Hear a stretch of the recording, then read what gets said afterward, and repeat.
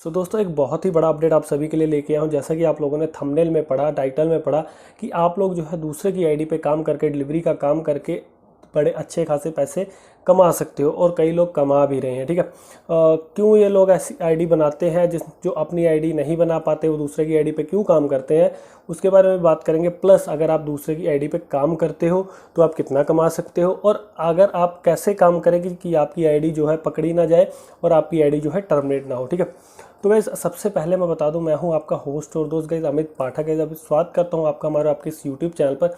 अभी तक आपने चैनल को सब्सक्राइब नहीं किया तो लाल कलर बनाए चैनल को सब्सक्राइब कर दे, बेल आइकन दबा दे ताकि हमारी हर एक वीडियो की नोटिफिकेशन आपको टाइम टाइम मिलती रहे। अभी गाइस बात कर लेते हैं उन राइडर्स भाइयों की जिनकी आईडी जो है नहीं बन पा रही, किसी कारणवश नहीं बन पा रही। कई राइडर्स हैं कि जिनके पास की डीएल नहीं है। ठीक है, कई राइडर्स हैं जिनके पास पैन कार्ड नहीं, कई राइडर्स जो हैं जिनके पास बाइक नहीं है।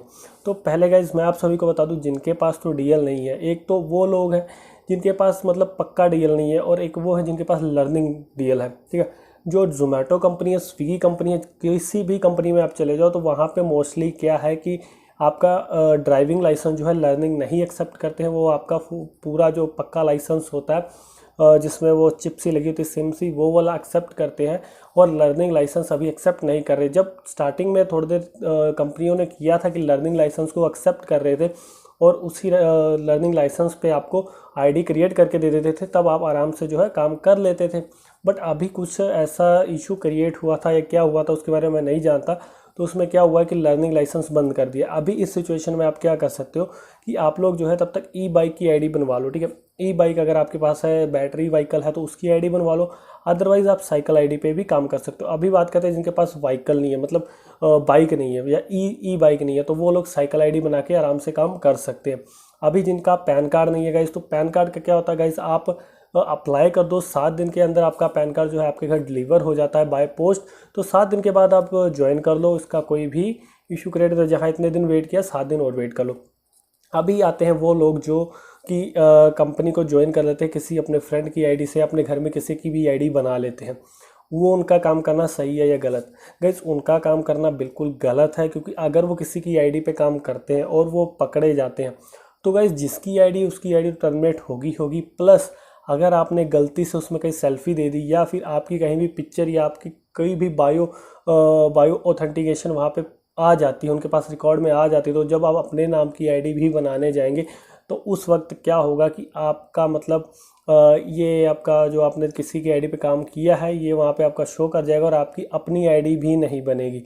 उस बंदे की आईडी तो टर्मिनेट हुई, प्लस आप कभी भी उस कंपनी में ज्वाइन नहीं कर पाएंगे।